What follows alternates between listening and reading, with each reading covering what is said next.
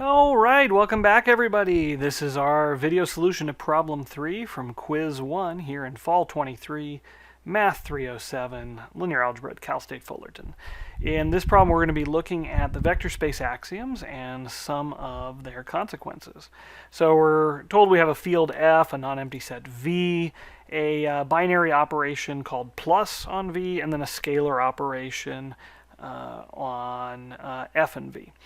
So they ask, which of the following statements are vector space axioms or consequences of the vector space axioms? We're going to select all that apply, and we don't have to explain our work, but of course, in the video we'll probably explain our work a bit.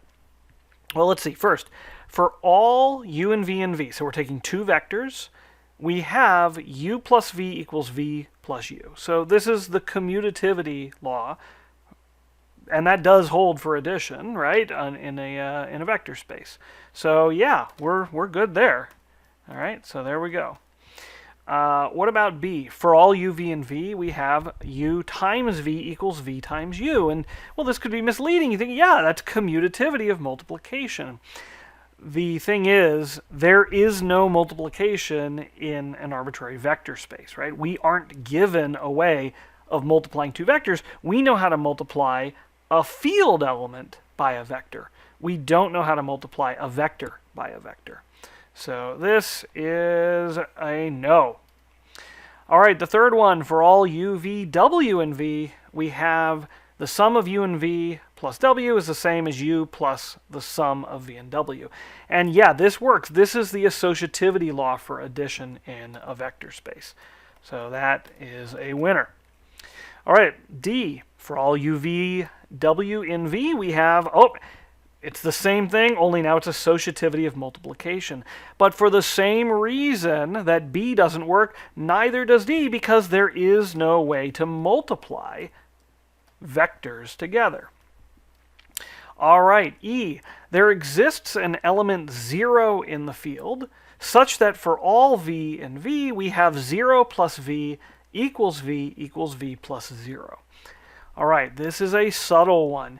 If you just look at the end condition, you'll say, well, yeah, that's one of the vector space axioms, but it's not.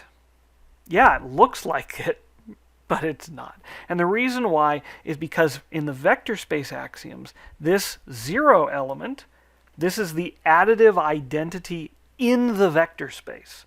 This 0 is supposed to be an element of V. But, check it out, here we're talking about the additive identity in the field F. All right? This is a different element.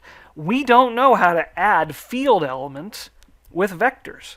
We only know how to add vectors or multiply a field element with a vector. We can't add them. So this is also gone. All right, F. If 1 is the multiplicative identity element of the field and V is an element of the space, then 1 times V is equal to V. Yep, absolutely, that is one of the vector space axioms. So this one is a winner. All right, G. If 0 is the additive identity of F. Okay, so we're back in this situation. And V is in V, then 0 times V is equal to 0. Note, this 0 on the left is in the field. This 0 on the right is in the vector space. Now, this isn't one of the vector space axioms, but it is a consequence of our vector space axioms. So this one is also acceptable. H. If V is in V, then V has a unique additive inverse. So again, our vector space axioms didn't say anything about the additive inverse having to be unique, but it is something we can prove from the axioms. So it is a consequence, and so H is also correct. I, if I have two elements, alpha and beta in F, so these are two scalars, and a vector V, then the product of the sum of alpha and beta with V is equal to the sum of the products of alpha with V and beta with V. And this is one of our two distributive laws. Right? We know that the sum of scalars distributes over a vector. It also would have been true if we'd have written a vector sum getting distributed by, a scalar distributing over a vector sum. So that would have been true too. All right, so I is good. And then finally, if we have a scalar alpha in F and V is in the vector space, and we know that alpha times V is 0, then alpha is 0 or V is 0. Yeah, this is one of our homework problems for the week. This one is it's a true statement, and it follows from the vector space axioms. So this also works. So there we go. So of these, 10 statements, 7 of them are actually either axioms or consequences of the axioms. Not too shabby. All right, we will see you next time when we try to determine whether some subsets are subspaces. We'll see you there.